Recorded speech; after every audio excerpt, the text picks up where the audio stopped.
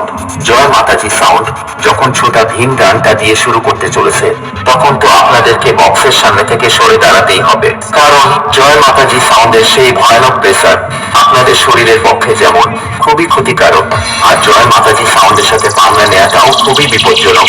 জয় মাতাজি সাউন্ডের সাথে যে রক্তে আসে তাদের দু পায়ের নিচে ফাঁক হয়ে হাওড়া ব্রিজ হয়ে যায়। আর জয় মাতাজি সাউন্ড হলো সেই ভয়ানক বাদশা, যার সামনে কেউ লড়তে আসলে ভিতরের প্লাস বাইরের প্যান্ট দুটোই ভিজে যায়।